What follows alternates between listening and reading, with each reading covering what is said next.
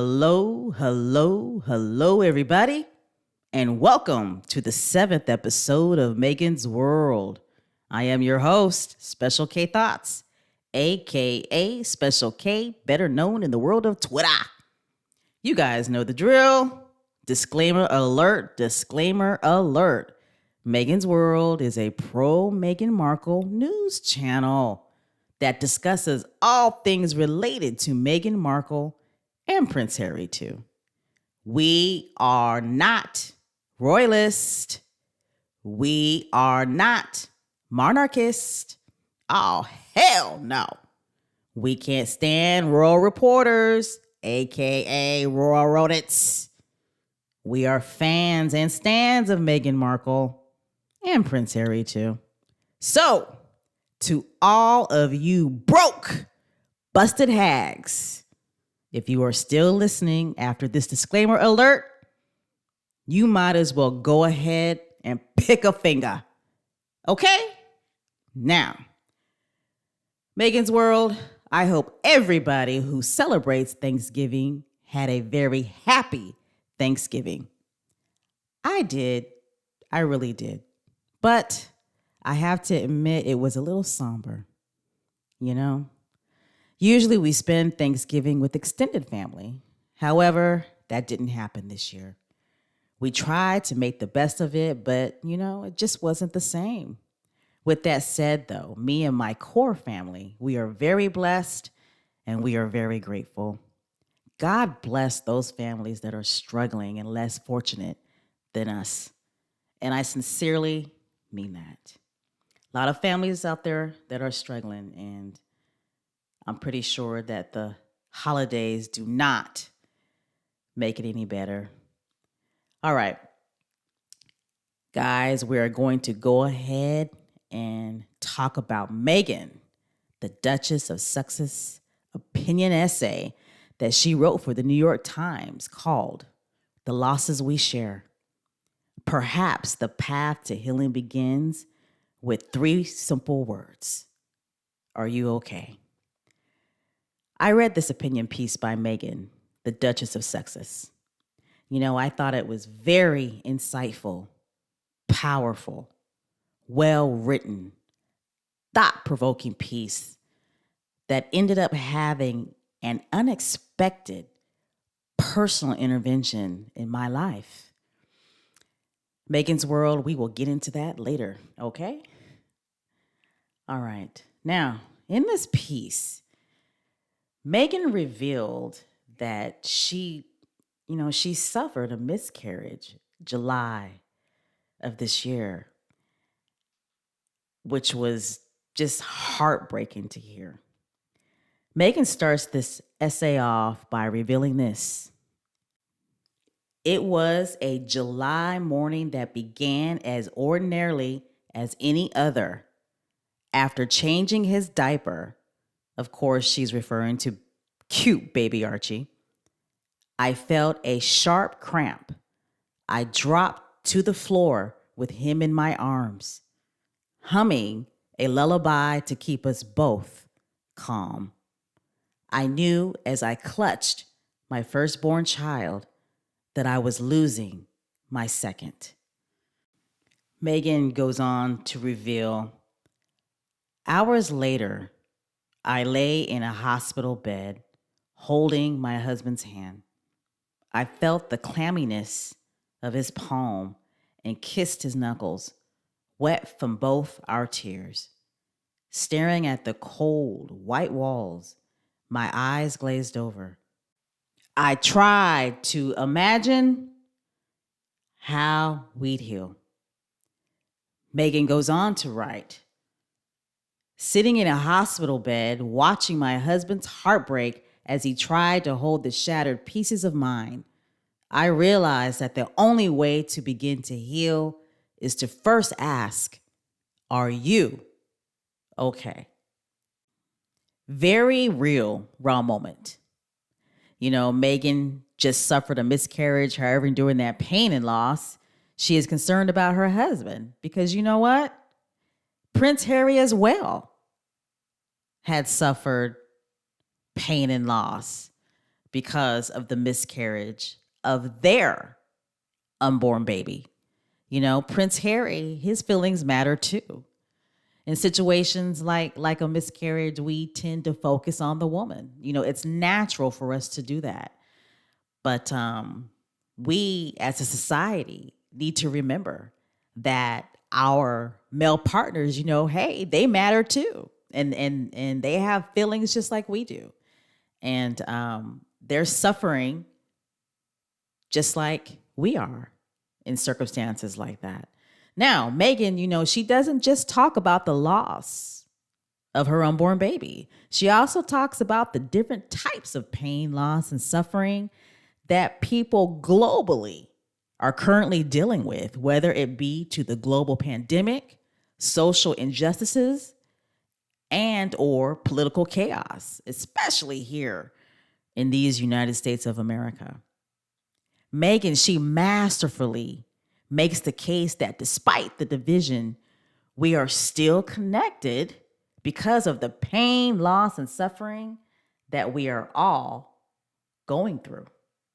Meghan writes, beginning quote, "This year has brought so many of us to our breaking points. Loss and pain have plagued every one of us in 2020 in moments both fraught and debilitating," end quote.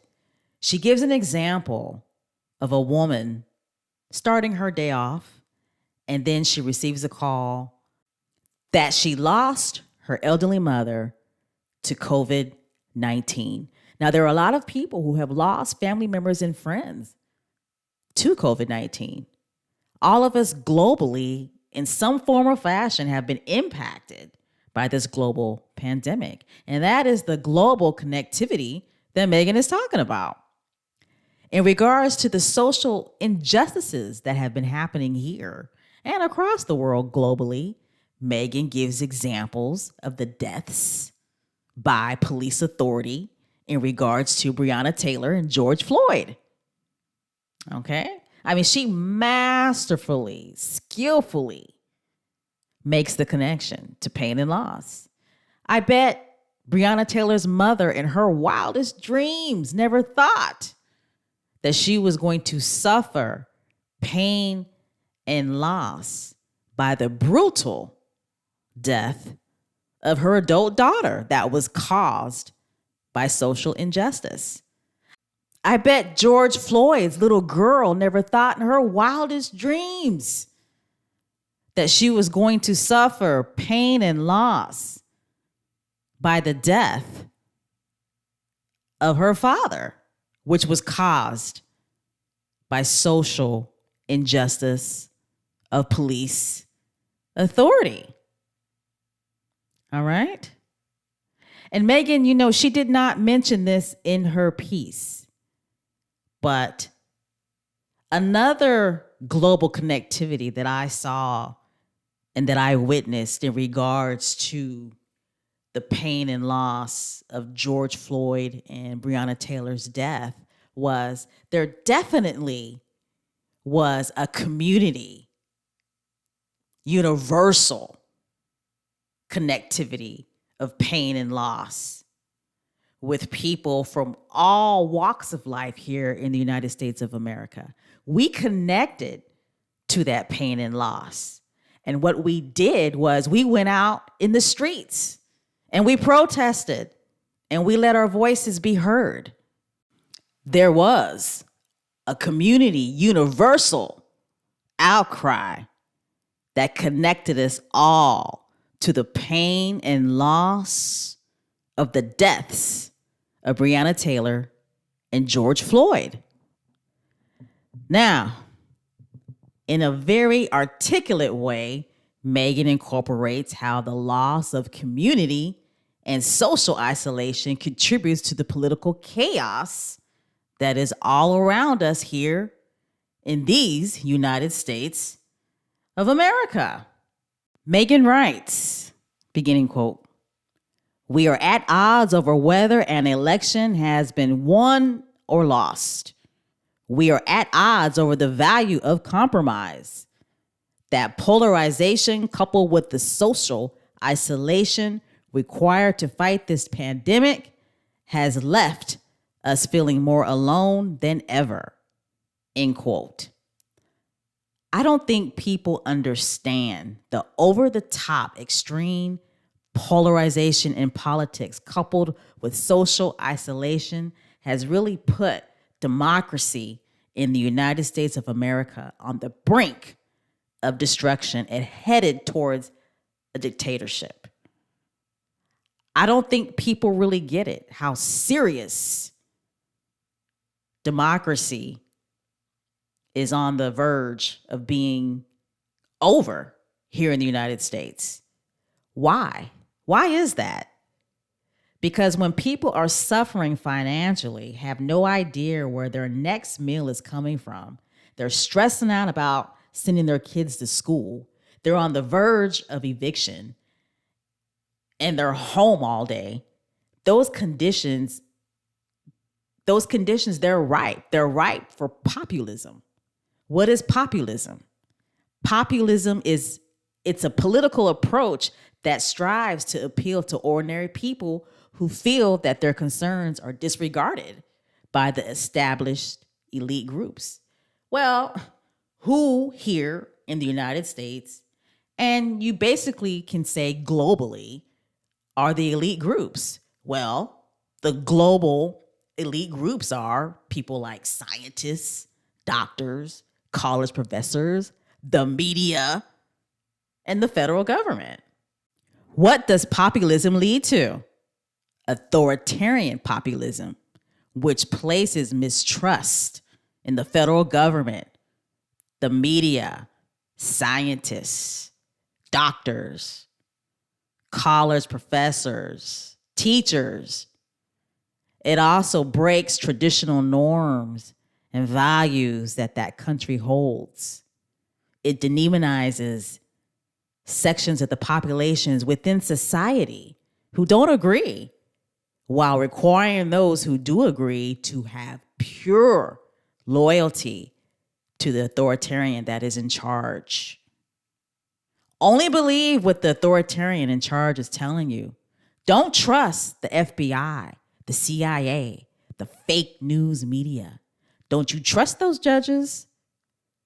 Don't you trust the results of the American election? Because it's a fraud. The authoritarian in charge, only lost because they cheated.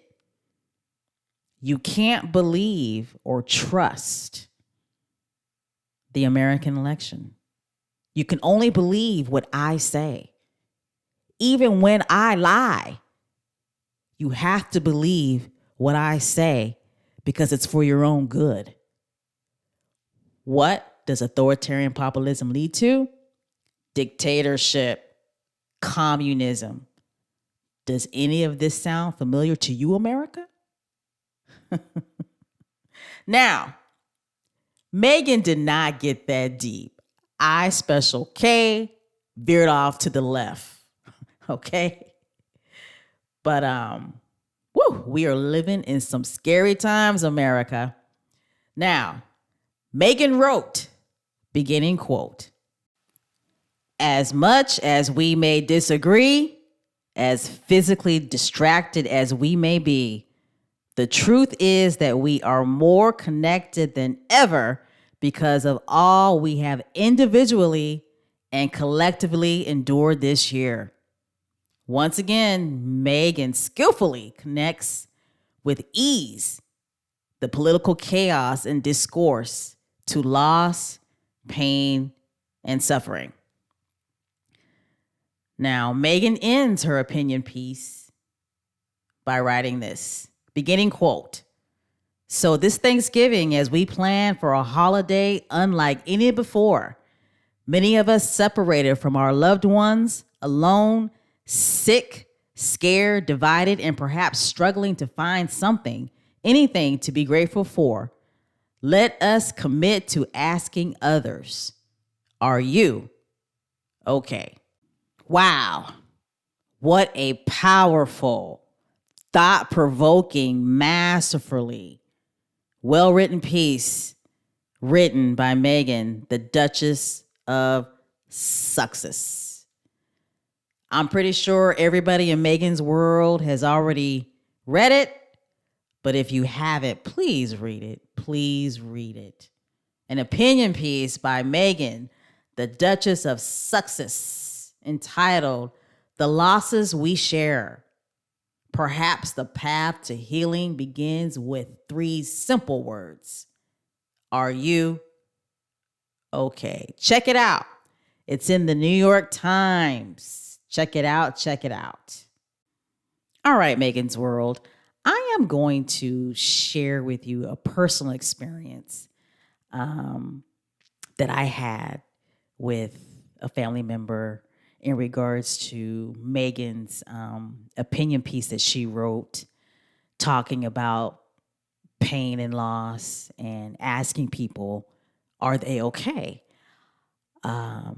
That article definitely had a very positive impact in my life.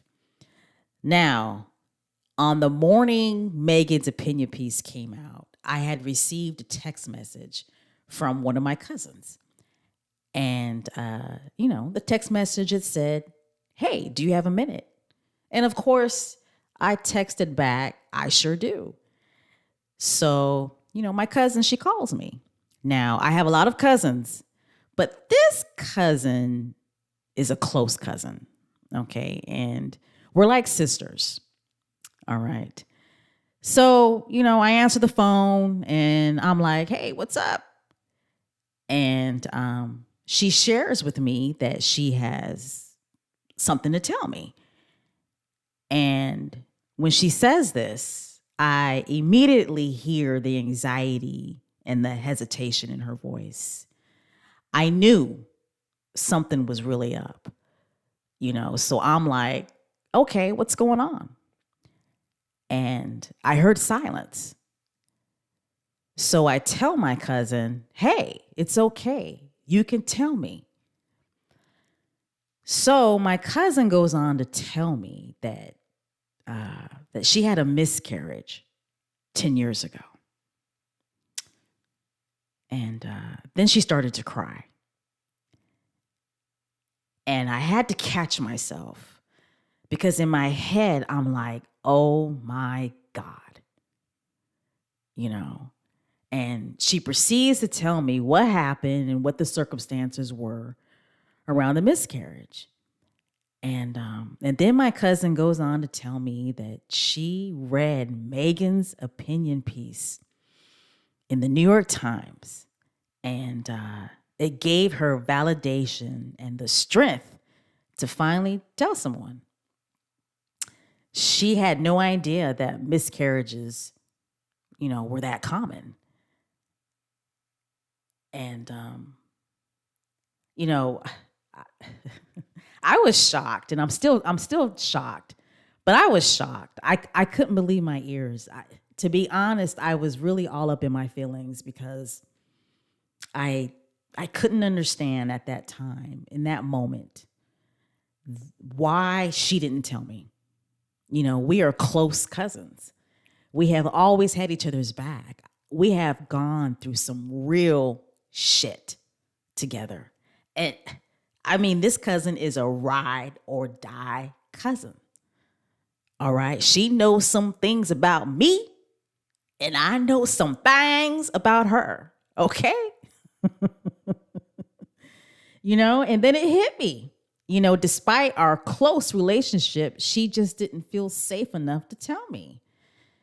Then I really started to get into my feelings because, it just really hit me that she had carried this pain for so long and I wasn't there for her. I replayed all of the numerous times I had asked her if she was good, and she would tell me yes. But as her friend and as her close cousin, I should have sensed during some of those interactions that she really wasn't. How did I miss it? Then Meghan's words, are you okay, hit me like a ton of bricks. My cousin told me that she didn't tell me or anybody. Only she and her husband knew, because she felt uncontrollable, massive amounts of shame and guilt. She explained to me that she didn't understand why she couldn't carry the baby to term. She had given birth to 2 children previously with ease. She felt it was all her fault. She felt that she deserved to suffer. As time went on, she explained to me the memory of the miscarriage started to fade away. However, she noticed throughout the years, just when she thought she was over it, someone would say something, she would see or smell something, or one of her kids would do something that would remind her about the miscarriage. My cousin then revealed to me that she didn't come to my baby shower because it reminded her of the miscarriage. At that time, she told me she had an emergency at work, and I believed her because of the type of job she has.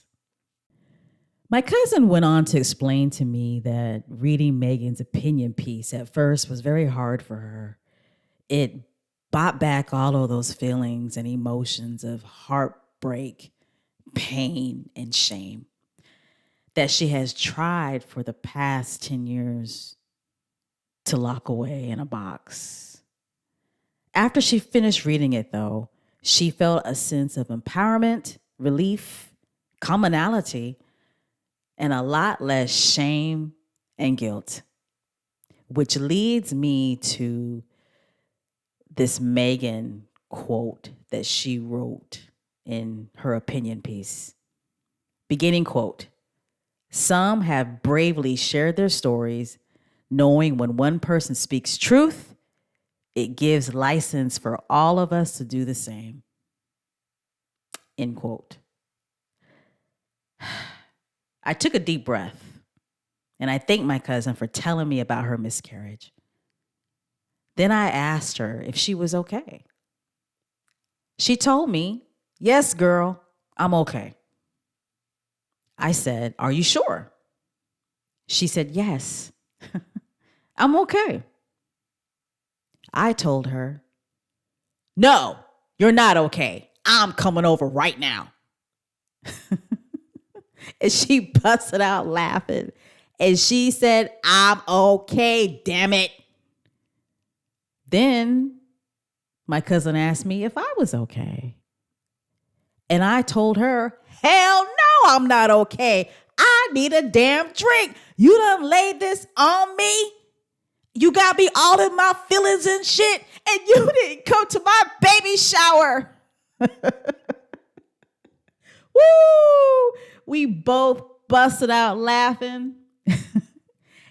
And we ended the call telling each other that we loved each other. Wow. What a lesson learned for me. I am so serious when I say that. You never know what people are going through. We always ask people, "How are you doing? Is everything good?" And we keep it moving. From now on, I will be mindful and really listen to the answer with an open heart and mind. The next time I ask someone, "Are you okay?" Thank you, Meghan. Thank you.